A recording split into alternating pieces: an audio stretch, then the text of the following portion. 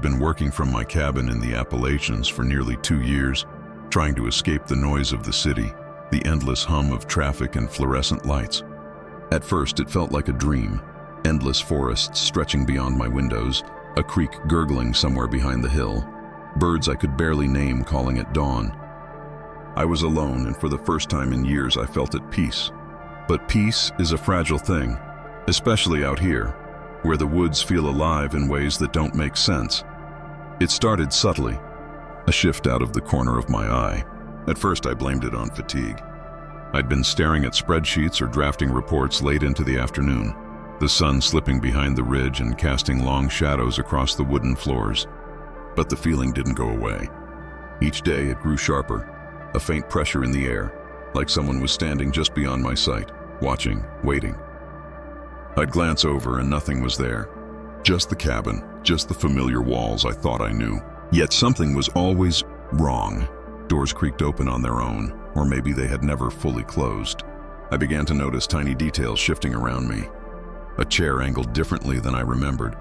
A window slightly ajar when I was sure I'd locked it. Sometimes I'd hear soft footsteps across the wooden floors above me, though the attic was empty, and I was certain of it. I told myself it was the house settling or the wind whispering through the cracks. But then came the nights. Nights were the worst. The woods outside seemed to hold their breath, every sound amplified, the scrape of a branch, the rustle of leaves, a distant call of some nocturnal animal that seemed too deliberate. One night as I sat typing, I felt it, a whisper, so close I could feel it against my skin, as if someone had leaned right over my shoulder. I froze, my fingers stiff on the keyboard. "You're not alone," it seemed to say. My heart slammed against my ribs, and I scanned the room, every shadow now a potential figure, every reflection in the windows a threat. The wind rattled the shutters, but this was different. I could feel a presence. I started locking every door, securing windows, checking the attic and the basement before settling down to work. I installed cameras, thinking I could catch the intruder, thinking maybe it was a person. But the cameras showed nothing. Nothing moved except me, and yet I could feel eyes tracing every motion. Some days I worked with a constant backward glance, feeling a heat of panic creeping up my spine, my muscles tight and twitching. The cabin, once a haven, had become a trap. I began to leave food out, small offerings, almost as if to appease something, though I didn't know what. Sometimes when I returned from a walk in the forest, I'd find them moved, rearranged on the counter. Not by animals. The prints weren't theirs. At night, I could hear breathing behind doors I had locked, soft and patient. I tried recording it, but when I played it back, all I heard was silence, as if the air itself was swallowing it up. Sleep became impossible. Every creak of the house made me startle, every gust of wind a potential intruder. I began keeping a knife on the desk, though I had no idea what I would do if someone or something was really there. I talked to friends on the phone, trying to laugh it off, but the words felt hollow, the fear too deep to disguise. They told me it was cabin fever, stress, paranoia. Maybe they were right, but I knew what I felt. I knew the weight in the corners of the rooms, the feeling of being watched even in my dreams. One evening, I stayed late on a report. The sun had set hours before, and the cabin was lit only by the glow of my desk lamp. The woods outside were a black wall, and I felt myself shrinking into the light, hoping the shadows wouldn't reach in. That's when I noticed it. A figure, impossibly still, reflected in the window behind me. At first, I thought it was my own reflection, but the posture was wrong. The shoulders sloped differently, the head tilted at an unnatural angle. I spun around, heart hammering. Nothing, just the familiar room. But when I looked back at the window, the figure had moved, a hair's breadth closer. My stomach turned, bile rising. I stopped leaving my office door open. I kept the lights on even during the day. I began to whisper to myself to keep sane, to remind myself that the cabin was just wood and stone, that there was no one here. But sometimes in the soft hum of the fridge or the whispering wind through the trees, I could hear laughter. Not full laughter, just a brief, cruel exhale, as if whatever it was amused by my fear. Weeks passed this way. I avoided the forest trails, avoided the creek, and even sitting by the window became unbearable. Every shadow outside felt like an eye, every tree a looming figure. One night I woke to the sound of someone, or something, moving in the hallway. The sound was soft, deliberate, patient. I gripped the knife and called out, but my voice trembled. No answer. I crept toward the sound, my bare feet cold against the wooden floors. The hallway stretched impossibly long, the shadows pooling in the corners. And then silence, the kind of silence that presses into your ears and makes your own heartbeat deafening. I tried to leave the cabin once, taking my car down the winding dirt road. The woods seemed to stretch endlessly, twisting the familiar path into something alien. I turned back, realizing I couldn't escape, not really. The presence wasn't outside. It was here, with me, always, watching, waiting. I returned inside, locking every door, double-checking every window. Yet even behind the locks, I could feel it. A weight in the room, a pressure at my shoulder, the faint heat of eyes burning into me. Now, even as I type this, I feel it. Not behind me exactly, but everywhere, coiling around the cabin, resting in the corners of each room. The air itself feels heavier, thicker. I've stopped looking out the windows. I've stopped checking the attic. Sometimes I whisper into the emptiness, hoping the voice I hear will respond, even if only to acknowledge that I am still here. I don't know how it began, or why it chose me. Maybe the cabin itself drew it, or maybe it was always here, lying dormant, waiting for someone foolish enough to retreat from the world. All I know is that I am never truly alone, and the quiet of the mountains is no longer comforting. It is oppressive, patient, eternal, and I fear that one day it won't be content with watching anymore, even now. As I sit here with the glow of the lamp casting long shadows across the walls, I feel the pressure in the air, the eyes just out of sight. I can hear the faintest scrape behind the door I just locked. I can feel the weight of it in the room, patient, persistent, waiting, and I know, deep down, that this is only the beginning. It started like any other day, working from my small cabin tucked into the ridges of the Appalachians, the mist clinging to the trees outside and the low hum of the creek carrying through the valley. I'd settled into a rhythm after months of remote work, accustomed to the quiet, the isolation, the subtle creaks of the cabin that I once found comforting. But that morning I had a meeting, an innocuous video call with a new client. The project seemed routine, nothing to worry about, and I felt a rare sense of purpose, even excitement, at connecting with someone beyond these hills. I set my laptop on the desk, the screen illuminating the wood-paneled walls, and logged in. At first, everything was normal. Faces appeared in neat squares, smiles polite, the usual small talk filling the dead air of the call. But as minutes stretched into hours, I felt it, the first prickling of unease crawling along my spine. One of the participants blinked in a way that seemed slightly off, not just a normal blink, but a slow, synchronized flutter that felt almost mechanical. Then another followed and another, all of them. I froze for a moment, staring at the screen, and realized their smiles didn't reach their eyes. There was a rigidity to their expressions, a subtle wrongness that set my teeth on edge. I shifted in my chair, trying to shrug it off, telling myself I was overworked, imagining patterns that weren't there. But then the room behind them, the office spaces I could see faintly through windows and doorways, started to warp. Corners stretched unnaturally, shadows bending in ways that defied gravity, as if the architecture itself had forgotten the rules of the world. I moved my mouse to scroll the chat, but nothing responded. Commands refused to register. My cursor froze mid-screen. I tried restarting the program, clicking the close button, anything, but the meeting refused to end. I glanced at the cabin around me. Everything seemed the same. The walls, the worn floorboards, the low hum of the heating. But a subtle change had occurred. The air felt heavier, thick with an energy I couldn't identify. The longer I stared at the screen, the longer the minutes or hours dragged, the more unhinged my surroundings became. At some point, the sky outside the window darkened, though I wasn't sure how long I had been sitting there. Time seemed broken. I tried calling my team to check if they could see the same thing. The phone rang and rang, but no one answered. Each ring echoed longer than it should have, stretching unnaturally before cutting out entirely. The creek outside had gone silent, the forest holding its breath in tandem with the strange, warped world on my screen. I leaned closer to the laptop, trying to make sense of the flickering, the rigid smiles, the warped spaces. That's when I noticed the shadows moving behind them, not in rhythm with the sun, not in any way that should have been possible. They twisted slowly, creeping along walls and floors, moving against the rules of physics. Hours blurred into days. Or maybe they didn't. I can't remember exactly how long I was trapped in that call. My stomach cramped, my eyes burned from staring at the screen, but I couldn't tear myself away. Every attempt to leave was futile. My body felt like it was anchored to the chair, my fingers trembling on the keyboard as if caught in some invisible vice. I whispered to myself, trying to remind myself that it was just a video call, just technology, just exhaustion.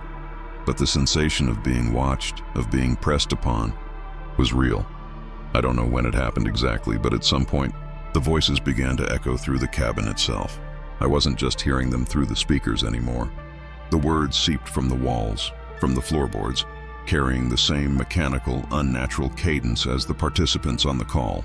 I covered my ears and tried to scream, but my own voice sounded distant, swallowed by the ambient hum of static and shadow.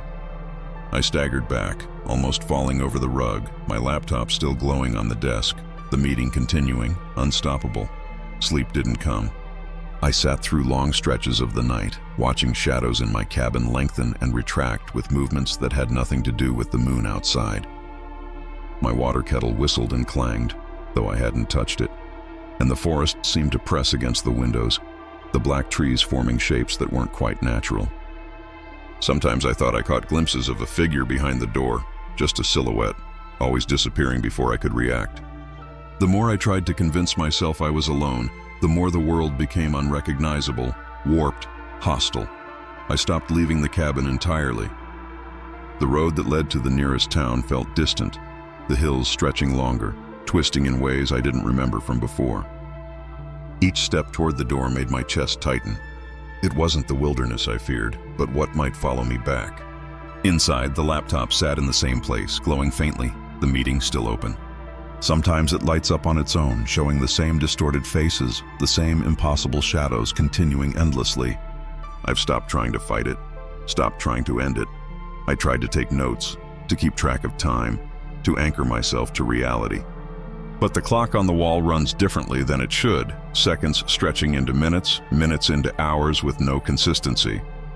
The forest outside, the creek, even the light through the windows, all of it feels wrong, as though reality itself has bent around the call.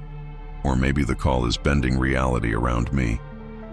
I can't say which came first, which is real, and the uncertainty gnaws at the edges of my mind. I don't know how long this has been going on. Days, weeks, or longer. Time has lost meaning. I see the faces on the screen flicker, sometimes smiling directly at me, sometimes turning to regard empty space behind me, and I know I am the only one trapped here. I have tried to leave, tried to shut the laptop, tried to escape into the forest. But it doesn't matter. The call finds me wherever I am. Even now, if I glance toward the glowing screen, I can see it, waiting, patient, watching. The cabin has become both refuge and prison. The quiet that once brought comfort now presses in, heavy and unrelenting. Every creak of the floorboards, every whistle of the wind through the cracks in the wood feels amplified, like the house itself is listening, complicit in whatever holds me here. Sometimes I hear footsteps on the porch or the faintest tap on the window, though no one is there. The forest seems to lean closer, the trees whispering in a language I almost understand but can't quite grasp. I haven't touched a computer in weeks, yet the screen still glows. The meeting still continues in some spectral, impossible way. Occasionally, I hear the voices faintly echoing through the cabin, a reminder that whatever it is, it never stops, it never sleeps, it never forgets. I don't know if it's part of the forest, part of the machine, or something else entirely, but it's patient and it knows me. It knows every move, every hesitation, every heartbeat. Even as I write this, I can feel the pressure in the room, the weight of being observed. The shadows stretch just a little too far. The wind moans in the corners of the cabin with a cadence that mirrors the distorted voices. I am alone, and yet not, and the certainty of that paradox gnaws at my mind. I don't expect anyone to understand, and perhaps that is the cruelest part. This is something that can't be explained, only endured, and I endure because I have no choice. I watch the screen flicker in the corner of my vision, and I feel the eyes behind the participants, the presence that has warped the boundaries of my reality, pressing closer, unrelenting. I have learned not to move too quickly, not to speak too loudly. I have learned to listen, to watch, to endure. For now, that is all I can do as the meeting continues, stretching endlessly through time, and I sit, trapped in a cabin with a forest watching, and a call that refuses to end. The first few months of working from home in my cabin felt like a blessing. The quiet here in the Appalachian foothills has a way of wrapping around you. Dense woods, the hiss of the wind through pine, the low hum of cicadas on humid days. I'd moved out here to get away from the noise, to find peace. No traffic, no neighbors, no interruptions. Just the occasional rustle of an animal outside and the sound of the creek running a few hundred yards down the slope. My setup was simple. A desk by the window, my laptop, a wireless router I barely trusted, and a small black printer that sat humming quietly beside me. I bought it secondhand off a man from town who said it worked good enough. It did, until it didn't. The first time it printed something on its own, I thought it was funny.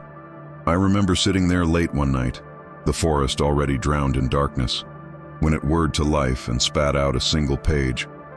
It was blank except for the words, "System log 0321, connection error." I laughed, thinking maybe it was syncing to the laptop by accident or some old cache file trying to push through. I unplugged it and went to bed. The next morning, there were 5 more pages on the tray. They weren't system logs this time. The first was a grocery list, milk, bread, coffee, eggs, but I hadn't written it. The second had what looked like part of an email chain with my own name in it, something about missed deadlines. The third and fourth were my own notes, private ones, from a draft file I hadn't saved. I stood there, reading my own words in black ink, hands trembling slightly. It felt like someone had reached into my computer and dragged out the parts of my mind I hadn't meant to share. I disconnected everything. The Wi-Fi, the printer, the power cord. I shut off the router and even checked the walls for wiring. I worked offline for a while after that, keeping things simple. But one night, as rain hammered the roof and thunder rolled through the holler, I woke to the sound of the printer humming again. When I walked into the office, it was printing continuously, page after page, the sheets spilling onto the floor like a paper flood. I pulled the plug, but it kept going for a few seconds, coughing out one last page before dying in silence. The final sheet read, "You're not alone." I stood there for a long time, staring at those words. Outside, the trees swayed in the wind, branches scraping the cabin walls like fingers. My first thought was that someone had hacked me, maybe a neighbor, though the closest house was nearly a mile away. But there was no signal, no power to the machine, and no explanation. Over the next few days, it happened again and again. Sometimes only one page, sometimes a dozen. Always messages, some warnings, some strange reflections of things I'd said aloud when no one else was around. One morning, it printed a page that read, "Don't go to town today." I ignored it, drove in to pick up supplies, and came back to find my cabin door cracked open. Nothing was stolen, but my chair had been turned to face the window. After that, I started keeping the printer covered, even unplugged and shoved into the corner. But it didn't stop. Every night, I'd wake to the faint sound of printing, the mechanical click and whine that made my skin crawl. By morning, there'd be new pages scattered across the floor, each one somehow worse than the last. Stop looking behind you. It knows you're watching. Don't let it in. I tried to burn them once. Took the whole stack outside, dumped them into the fire pit and lit them up. The flames caught quick, curling the edges into ash. I stood there until the last embers died. But when I came back inside, there were fresh pages sitting on the desk. One word printed across the top, "Why?" Something in me broke after that. I stopped sleeping in the office. I'd hear the printer running at night and pull the blanket over my head, pretending it wasn't happening. The papers piled higher each day, spilling into the hall. Some were messages, some just random strings of numbers, coordinates maybe. I tried looking them up once. They pointed to somewhere deep in the forest, a few miles north of the cabin. One evening, just before dusk, I thought I saw movement out there, between the trees, something pale slipping through the shadows. It was gone before I could focus, but the air outside felt wrong, heavy and expectant. That night, the printer went wild. Hundreds of pages poured out until it jammed, the tray coughing and shaking violently. When I pulled one free, I froze. It wasn't just words this time. It was a photo, a blurred image of my cabin taken from the tree line. I started keeping the doors bolted, curtains drawn. Every sound made me flinch, the creak of the wood, the hiss of the wind through the siding. The printer was unplugged, its cords cut, yet every morning there were new pages waiting for me. The messages had changed now. They were pleading. Please listen. Don't ignore it. It's already inside. I tried to get someone to come out, an old friend from work, a local repair guy, anyone. But each time plans fell through. Either they couldn't make it up the mountain road, or their phones went dead mid-conversation. Once, when I finally got through to a tech in town, he said, "We don't service that model anymore," even though I hadn't told him which one I owned. By the second month, the paper stack reached my waist. I couldn't bring myself to touch it anymore. The messages had become frantic, fragmented, half-words, names I didn't recognize, drawings of the cabin floor plan with small X's marked in corners.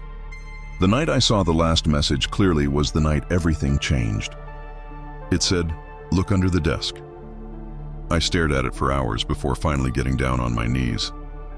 The wood beneath the desk was rough and splintered, the smell of dust and damp wood filling my nose. I ran my hand along the underside until I felt it, a small gap in the paneling. I pried it open with a screwdriver and found a hollow space filled with old, yellowed paper, letters, dozens of them written in neat, deliberate handwriting. The first one I opened was dated 1997. It was from someone named Henry, addressed to the next tenant. It talked about the printer, how it had started printing by itself after his wife disappeared, how the pages seemed to know things he didn't, how they warned him but too late. He wrote about hearing someone moving through the house at night, about finding handprints on the inside of the windows, about the last message it ever printed for him. "She's behind you." I read every letter, my hands trembling. When I reached the last one, I heard it again, the low mechanical hum from across the room. The printer, dead and unplugged, had come alive. The air in the cabin grew cold, the smell of ozone sharp and metallic. I turned toward it and it printed one last page. No words this time, just a dark smudge, an image forming slowly, line by line, until I realized it was me, sitting at my desk, reading. I don't remember much after that. I woke the next morning on the floor, my laptop open beside me, the printer silent. The pages were gone, every last one, as if they'd never existed. I told myself I'd imagined it, that maybe I'd been dreaming. But when I checked under the desk again, the hollow space was empty, smooth wood where the letters had been. I've tried to move since then, but something always stops me. The car won't start, or the road floods, or I lose the motivation halfway through packing. I still hear the faint whirring sometimes late at night when the forest is quiet. I haven't gone near the printer in weeks, but it's still there on the desk, covered in dust. And some nights, when the wind hits the cabin just right, I can hear paper sliding out of the tray, soft as a breath. I don't check anymore.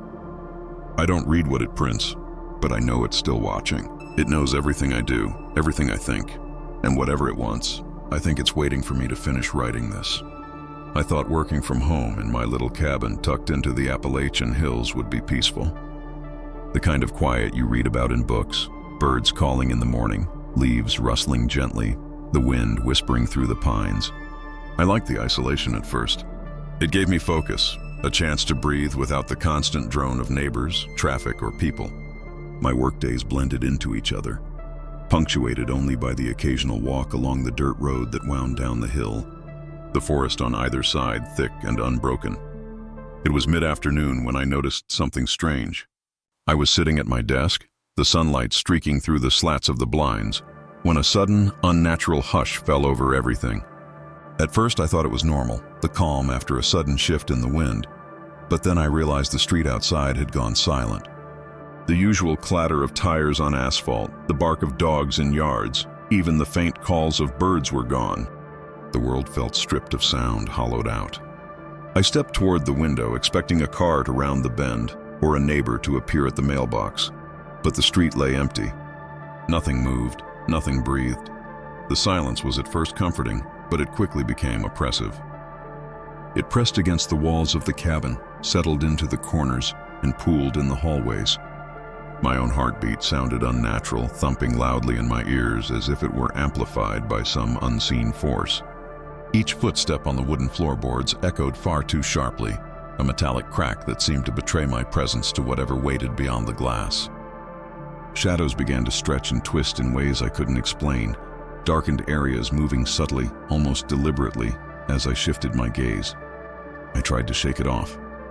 Maybe the street had emptied for some reason, a neighborhood gathering or an accident somewhere farther down the road.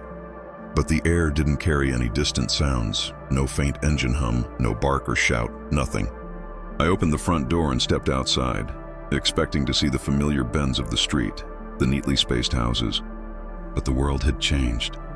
The road stretched far longer than it should have, curving and twisting into shapes I didn't remember. The houses distorted, the colors muted and gray. A cold wind blew up from the hollow, carrying a smell that made my stomach churn, damp earth, rot, and something metallic. I called out, my voice barely a whisper, swallowed immediately by the stillness. I turned back toward the cabin, hoping to return to some semblance of safety. But even that felt alien. The door, when I reached it, didn't look quite right. Its frame seemed taller, narrower, like the cabin had grown while I wasn't looking. I shoved it open and stepped inside, the familiar smells of pine and aged wood now sharp, almost acrid in their intensity. The silence followed me in, seeping into every crevice of the house. I closed the door behind me, leaning against it, trying to catch my breath. The pressure of it was nearly physical, pressing in from all directions, making it hard to think, hard to focus. I moved slowly through the cabin, checking each room. Everything looked as it should, but the air was thick, heavy, charged. Shadows shifted at the edge of my vision, corners of rooms where no corners should exist. I caught reflections in the windows, not of myself exactly, but of something that mirrored me imperfectly. My head would tilt, my hand would raise, and yet the figure in the glass lagged, a fraction behind, a heartbeat late. I tried to turn away, to ignore it, but it followed me relentlessly. The forest outside, which had always seemed protective, now felt like it had closed in, watching. Through the front window, I saw nothing but the distorted street and the blackened outline of trees that leaned unnaturally, their branches like clawed fingers. I couldn't remember when the world had shifted, when the familiar became unrecognizable. I wanted to leave, to walk down the road, to reclaim the path I'd taken 1,000 times, but each step I took stretched the street farther, the trees growing taller, darker. The cabins I recognized were gone, replaced by structures that seemed wrong. Too sharp, too angled, windows reflecting nothing inside. I returned inside, my knees shaking. The silence swallowed me whole, filling the cabin so completely that I could hear nothing else, not even the whisper of wind through the cracks. I sat at my desk, trying to make sense of what was happening, tracing the edges of the room with my eyes, counting shadows, listening to the hollow rhythm of my own pulse. Every now and then, a faint sound would reach me, a creak of a floorboard, a scrape in the hallway, but it felt exaggerated, deliberate, as if something was moving with me, or mimicking me just beyond perception. Days or hours passed. Time became meaningless. I stopped trying to leave. Even if I could force myself out the door, the street was endless, cold and alien.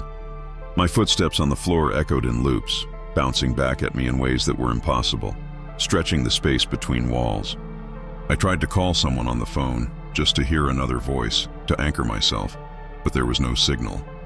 The forest held its breath, the sky overhead unchanging and gray, and the world outside the cabin existed only in fragments, pieces that didn't connect. Sometimes I thought I heard laughter. Low, dry, almost imperceptible, carried from somewhere far beyond the ridge. I would press my ear to the floor, my hands trembling, trying to trace the sound, but it never came from any specific place. At night I would lie awake, listening, straining against the oppressive silence, catching movement in the shadows that should have been empty. Windows reflected figures that weren't there, shapes shifting behind my own reflection. Fleeting glimpses of something human-like but wrong. I tried to maintain routines, meals, work, tidying the cabin, but the effort felt hollow.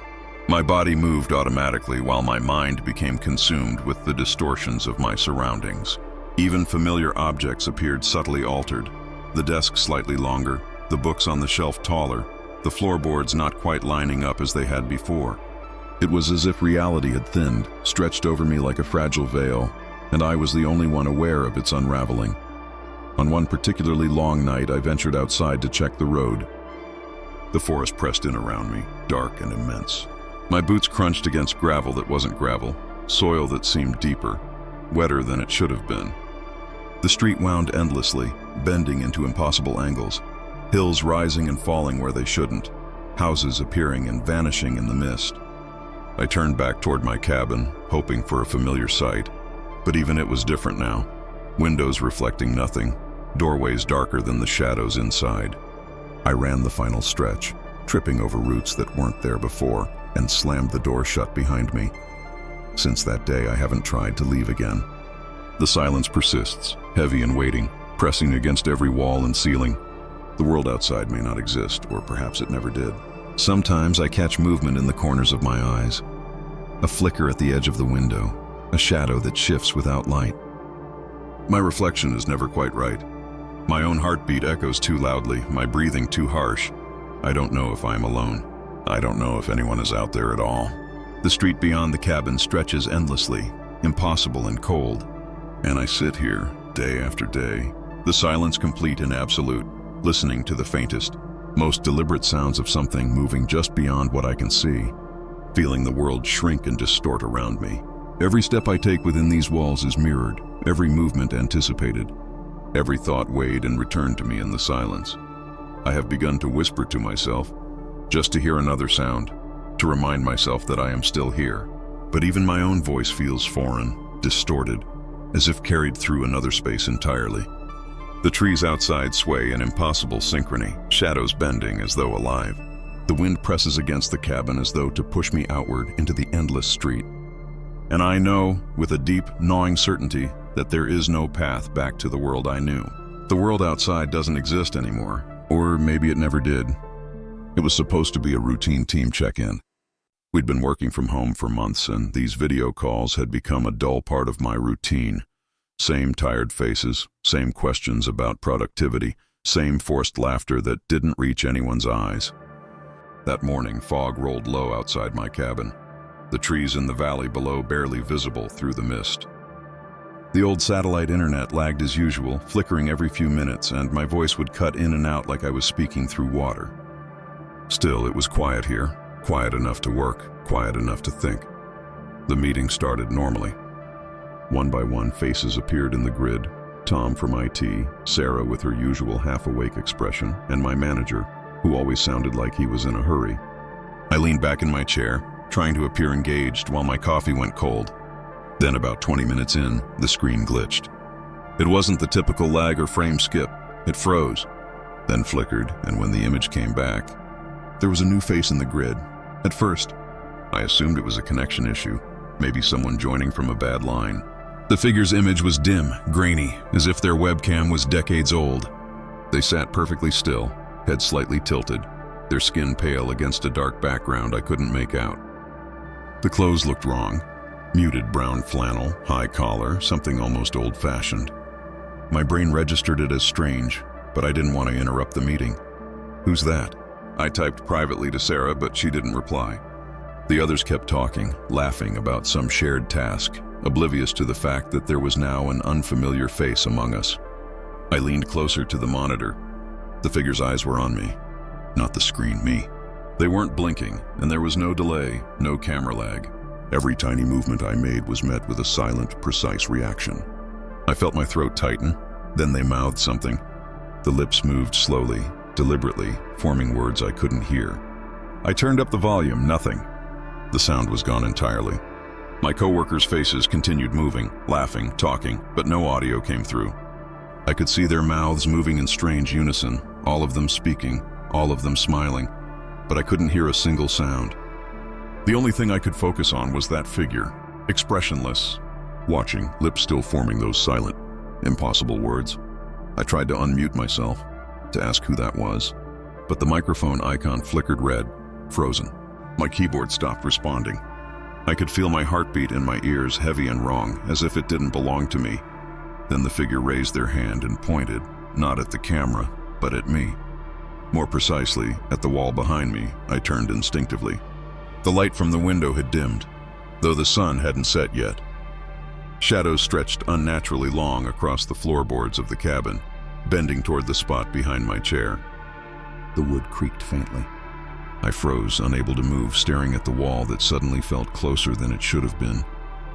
The air was heavy, like something unseen was pressing against it from the other side. When I turned back to the monitor, the face was gone. The sound returned all at once, a jumble of overlapping voices mid-sentence. "You there?" Sarah asked, frowning. "Yeah," I said slowly, forcing a laugh. "Bad connection, I think." No one mentioned the extra participant. Not one of them seemed to have noticed the figure at all. After the call ended, I sat in silence, staring at the reflection on the darkened screen. My own face looked strange, a half-second delayed. I closed the laptop and rubbed my eyes. The room felt off, like the dimensions had subtly changed while I wasn't paying attention. I stood, pacing the floor, running my hand along the wall where the figure had pointed. The wood was cold, damp in a way it shouldn't have been. My fingertips came away with a faint layer of dust and something darker, like soot. That night I couldn't sleep. Every time I closed my eyes, I saw that face, unmoving, pale against a background that was all wrong, too dark, too deep. Around 3 a.m., I woke to the faint sound of static, soft and rhythmic, coming from my desk. The laptop screen glowed faintly. I hadn't touched it. It was open to a blank video call window, a single square illuminated, empty, save for a faint outline of something shifting in the dark. I unplugged the power cord and slammed the lid shut. The static stopped immediately, replaced by the low hum of the refrigerator from the kitchen. I sat there for a long time, every light in the house turned on, listening to the woods outside. Usually I could hear insects or the occasional cry of an owl, but that night there was nothing. Just silence and the faint creak of old wood under the house. Over the next few days, things began to change in small, unnerving ways. The clock on my wall started losing time, 5 minutes here, 10 there. The shadows in the cabin grew heavier, thicker. I'd leave my office for a drink, come back and find my chair slightly pulled back from the desk, as if someone had just stood from it. Objects shifted. Once, my coffee mug had moved from the right side of my desk to the left.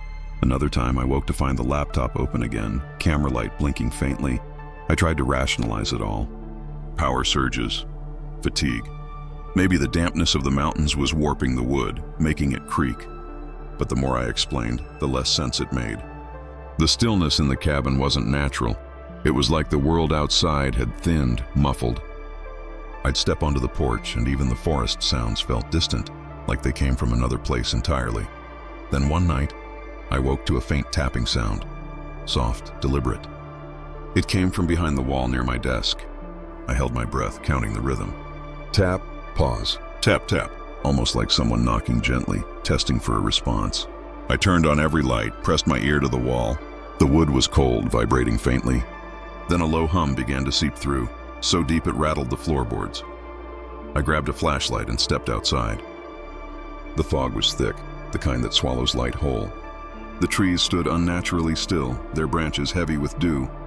I circled the cabin, sweeping the beam across the logs and window frames. Nothing, just the same damp wood, the same warped boards. But when I turned toward the window of my office, I froze. Someone was standing inside. The silhouette was faint but unmistakable. Tall, shoulders slouched, head tilted slightly, just like the figure from the call. They were standing beside my desk, facing the wall.